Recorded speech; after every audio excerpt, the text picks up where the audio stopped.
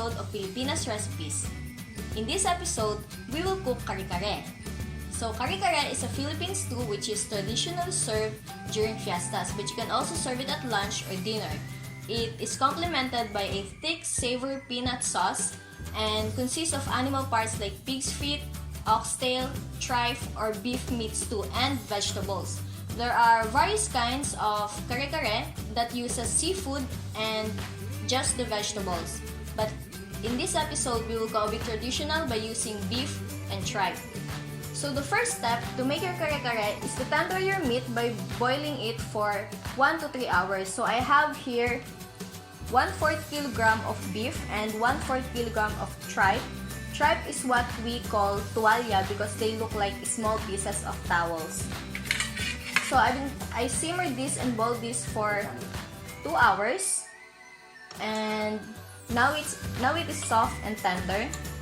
I can easily pinch it with a fork, and it tears up easily. Yan. So the next thing to do when your meat is soft and tender is to separate the stock and the meat.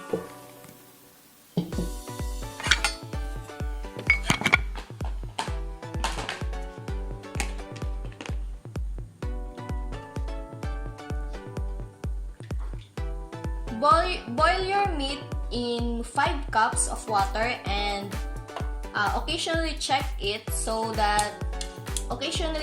to make sure that it's not drying out. You may have to add another cups of water while it's boiling.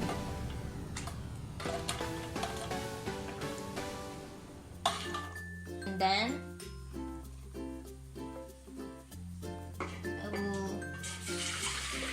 I will save this stock because we will use it later.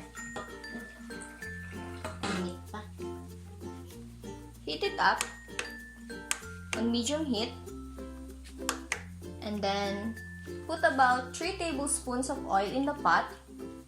Heat it on medium heat, and then we will need 1 teaspoon of Atsuete Seeds.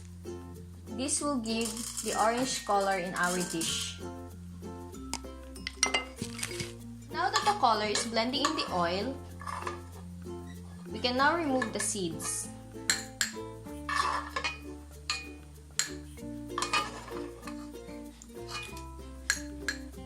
Add the slices of 1 onion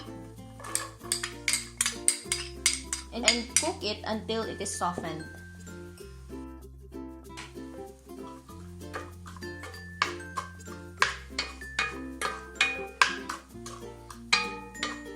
Next is to add 3 cloves of minced garlic and cook it until it is turning brown.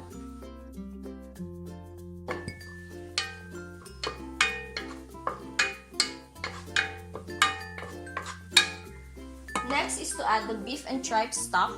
This is about 5 cups. And then 1 cup of peanut butter.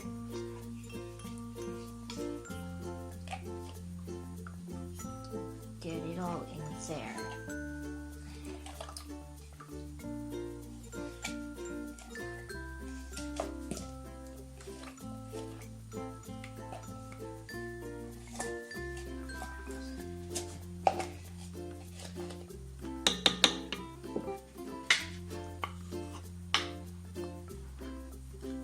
And then add 1/4 cup of ground toasted rice.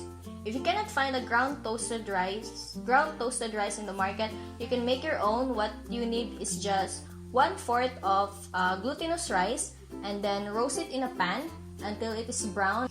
And then you can use a spice grinder to grind the rice grains, or you can use rice flour. This will help thicken the soup, and it will also add a toasty and nutty aroma in the dish.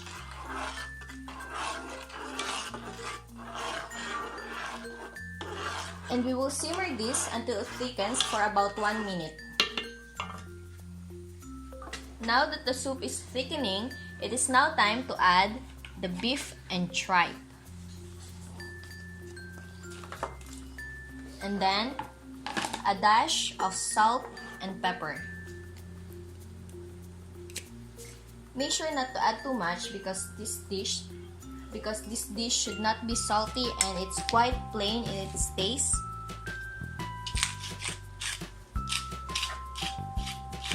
Compared to other Filipino dishes, Kare Kare is quite plain in tastiness. All the other ingredients are for flavor and aroma. And then we will simmer this for 15 minutes.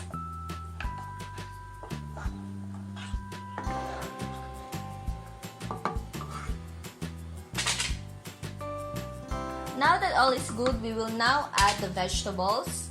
I have here 2 pieces of eggplants cut into wedges.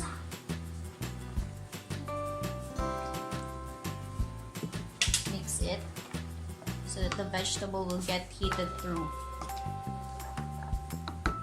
And then a bundle of Bokchoy or Petchay. Now it's all crowded.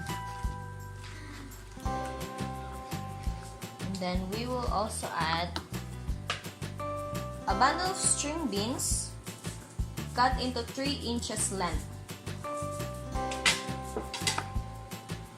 So mix everything so that the vegetable will get heated through, and cook this for 5 minutes. Make sure to not overcook the vegetables so that it will be crunchy and sweet. The amount of vegetables can equal or exceed the amount of meat. It will depend on how you like it. You can put plenty of vegetables or you can put plenty of meat. Just do what you like. These are the main vegetables that you put in your Kare Kare: the petchay, the string beans, and then the eggplants. But you can also add other vegetables such as the banana heart or some okra. I will put here 5 pieces of okra. Now this vegetable is totally optional. If you don't want to put okra, you can skip this.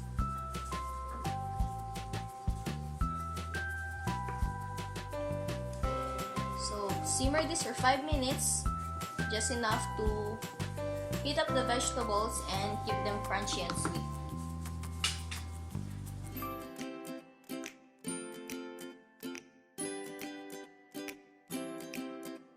So the vegetables are now cooked. Kare Kare is ready to serve. Now, Kare Kare is fairly easy. After the long process of tenderizing the meat, the rest of the process will only take about 30 minutes. But if you want to skip the long process of tenderizing the meat, you can use a pressure cooker, which will reduce the time for just about 30 minutes. So if you have a pressure cooker, you can use that.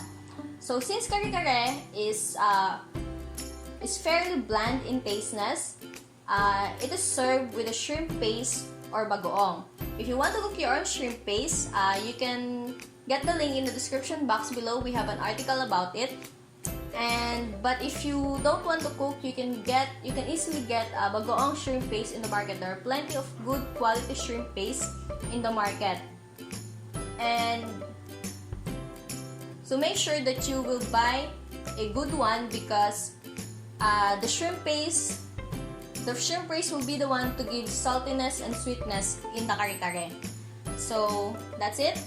I hope you enjoy our video. Don't forget to like and subscribe. And if you want to get the printable version of the recipe, you can get the link in the description box below. So I'm Tina, and this is Filipino's Recipes. Thank you so much.